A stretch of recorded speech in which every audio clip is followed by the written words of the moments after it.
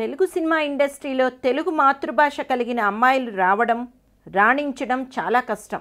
ఒకప్పుడు సావిత్రిలకు శ్రీదేవి జయప్రదలకు కుదిరింది. కానీ హిందీ అమ్మాయిలు తెలుగు సినిమాల్లోకి వచ్చాక లోకల్ టాలెంట్ పూర్తిగా మాయమైపోయింది. ఈ రోజుల్లో అటువంటి పరిస్థితుల్లో మాధవీలత లాంటి ఒక తెలుగు అమ్మాయి పోరాటాన్ని చాలా కాలమే కొనసాగించింది. అది ఏ విధంగా అయినా కావచ్చు. రవిబాబు నచ్చావులే అనే సినిమాకు మాధవీలతను హీరోయిన్గా సెలెక్ట్ చేశారు. ఆయన ఆమెను ఎలా సెలెక్ట్ చేశారో సినిమా ఇండస్ట్రీలో అందరికీ తెలుసు. ఉషా కిరణ్ మూవీస్ బ్యానర్పై రామోజీరావు గారు ఈ చిత్రాన్ని నిర్మించారు. మాధవీలత హీరోయిన్గా, తనీష్ హీరోగా విడుదలైన ఈ సినిమా పెద్ద హిట్ అయింది. ఈ చిత్రం అటు రవిబాబుకి ఇటు మాధవీలతకు మంచి పేరు తెచ్చిపెట్టింది.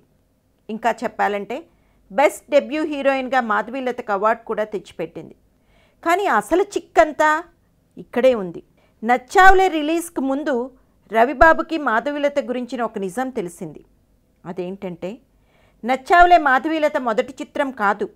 ఈ నిజాన్ని ఆమె రవిబాబు దగ్గర దాచింది.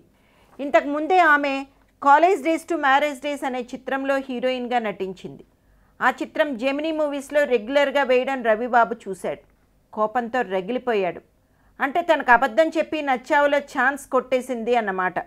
ఏకంగా ఉత్తమ తొలి పరిచయం అవార్డు కూడా కొట్టేసింది. మాధవీలత చేసిన మోసాన్ని తట్టుకోలేకపోయాడు రవిబాబు. కానీ ఇండస్ట్రీలో టాక్ ప్రకారం నచ్చావులో హీరోయిన్ వేషం కోసం మాధవీలత రవిబాబుకి చాలానే చేసింది. కానీ ఇలా పచ్చిగా ఆమె అబద్ధం చెప్పడం రవిబాబు జీర్ణించుకోలేకపోయాడు. మొన్న ఒక ఇంటర్వ్యూలో ఈ విషయం ఏమీ చెప్పకుండా ఆ వ్యక్తి తనపైన యాసిడ్ పోస్తానన్నాడని, ఇండస్ట్రీలో లేకుండా చేస్తాడన్నాడని తెగ ఆవేశంగా చెప్పేసింది మాధవీలత.